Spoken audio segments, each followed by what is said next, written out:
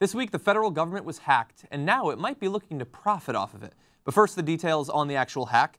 An estimated 4 million federal employees had their personal data compromised after what was reported by authorities on Thursday to be a previously unknown software intrusion known as a zero-day attack accessed networks operated by the Office of Personnel Management, the Federal Human Resources Department that houses high-level security clearances and government employee records. It's obviously a very large-scale hack. 4 million people's information was compromised. Now, we don't know at this point exactly who committed the hack. It is believed at this point, although no one is saying specifically, we can't attribute it to a name, that the Chinese government might have been responsible for it. The Chinese government countered by saying, "We were hacked at the same time, man, it wasn't us."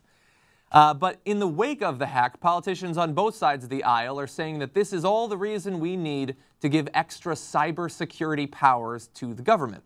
For instance, Lynn Westmoreland, a Republican from Georgia, says, "Business and industry leaders warned us of the growing threats during various hearings, and this attack shows why the Senate needs to move quickly on a cyber bill."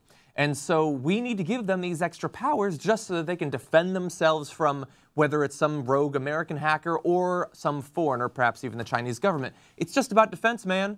But let's look at one of these bills that they're talking about here and see if it is really just about securing government servers. The information sharing bills would expand legal protections for private businesses to share threat patterns of malicious intrusions with the federal government.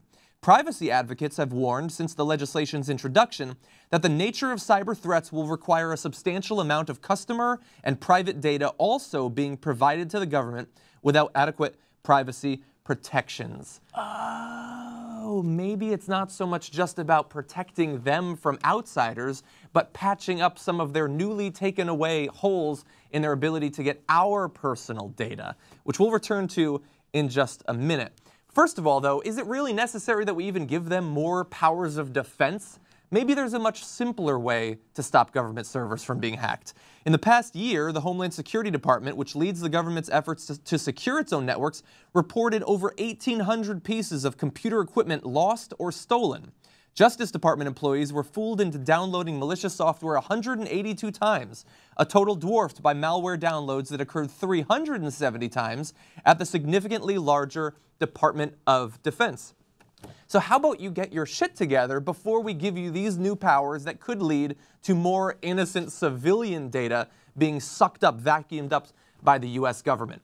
And I want to stick on that for just a second because I don't think there's any coincidence that we're having this debate right now, the same week that the USA Freedom Act was passed, the same week effectively that, that some of the most controversial parts of the Patriot Act expired. They lost some of their tools, some of their ability to take our private information, and then what do you know? Massive hack attack that just happens to be a great reason to give the US government new tools to get information on what regular Americans are doing. Weird coincidence there. And look, I'm not going to say that it was the American government necessarily that conducted the hack or that they're overstating the damage that was done. It could very well be that it was a random party or a terrorist group or the Chinese government.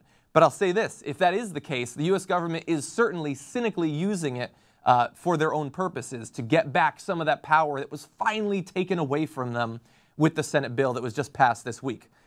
So look, maybe that's me being a cynic. I don't know exactly which side of that is the case, but this is the US government being unwilling to lose for even 5 minutes their ability to look in on what you're doing in your private time, on your private computer. Now I know that, look, hacks are scary, but we can't give away our privacy rights, our constitutional rights for all time just because cyber Chinese hackers seem scary today. And that's my final judgment.